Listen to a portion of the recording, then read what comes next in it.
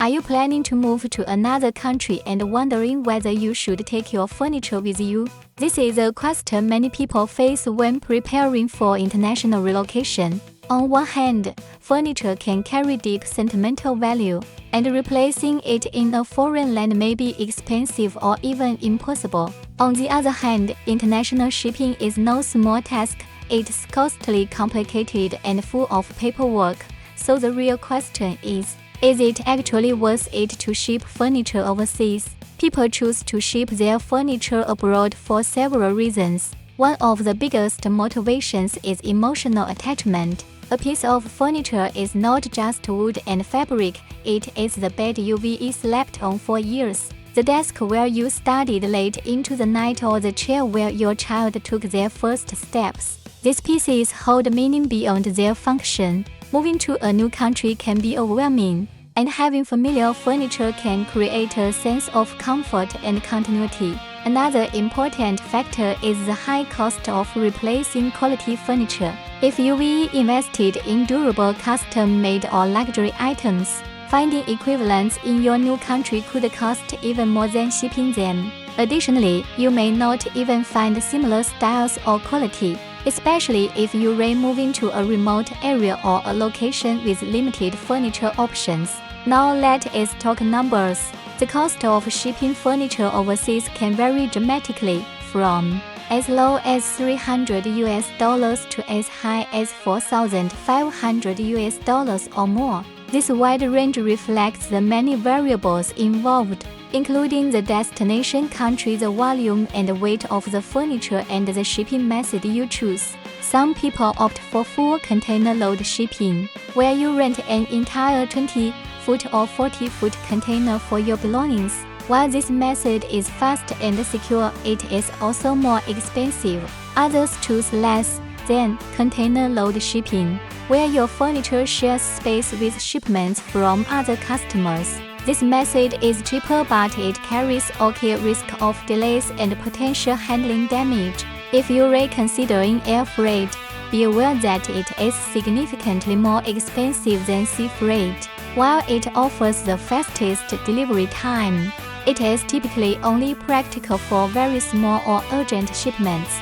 Most people moving large furniture pieces choose sea freight for cost reasons.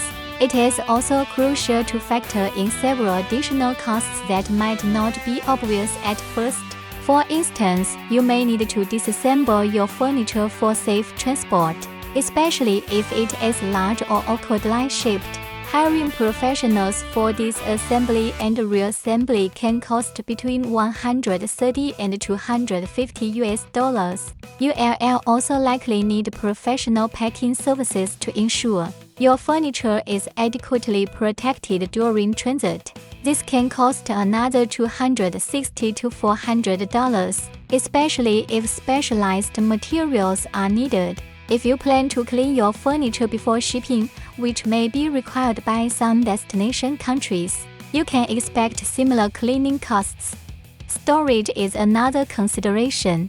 If your move out and move in dates don't align perfectly, you may need to store your furniture temporarily either before it ships or after it arrives. Depending on the country and facility, storage fees can add up quickly. For fragile or antique pieces, shipping companies often charge extra to cover the cost of additional packaging and labor. And if you want your shipment to arrive on a specific date or need it expedited, expect to pay even more.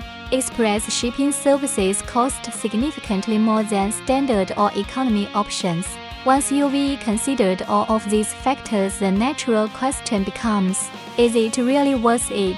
One way to decide is to compare the total value of your furniture, both monetary and sentimental, with the cost of shipping. If your furniture is old, worn out, or likely to be damaged in transit, it may not be worth the trouble. But if the pieces are meaningful, irreplaceable, or prohibitively expensive to replace, shipping might still make sense. You also need to think about whether your new home can accommodate your existing furniture. Are the rooms large enough? Will the pieces fit through the doorways or up the stairs? And does your furniture match the climate, culture, or style of your new location? Import rules are another important consideration. Some countries have strict regulations on the materials or types of furniture you can bring in. For example, untreated wood may be restricted due to pest control laws. Researching import regulations ahead of time can save you from costly surprises. If after all of this, you're still leaning toward shipping your furniture, there are smart ways to reduce costs and avoid headaches. One of the most effective strategies is to handle part of the process yourself. For instance, you can disassemble and clean your furniture before the movers arrive, then reassemble it once you've moved in. Doing this yourself can save a few $100s, although it does require some effort and time. Packing your own furniture can also save money, but beware that self-packed items might receive limited insurance coverage from freight companies. Regardless of who packs it, make sure the packing is efficient. A compact, tightly packed shipment takes up less space and costs less to ship, especially if you're using LCL freight. Reducing the number of items you ship is another practical approach. Go through your belongings and identify what you really need. Anything unnecessary can be sold, donated, or gifted. The lighter and smaller your shipment, the cheaper it will be. Timing matters too. Shipping rates are often higher during the first half of each month and during peak moving seasons like summer. If you can schedule your shipment during this busy time, like the last 2 weeks of the month or outside of peak season, you could save a significant amount. Another option to consider is working with a professional freight forwarder. Although this might seem like an additional cost, a good forwarder can actually help you save money in the long run. Companies like ForSmart have experience with international shipping and customs regulations. They can help avoid delays, errors, and even unnecessary fees by handling documentation and coordination for you.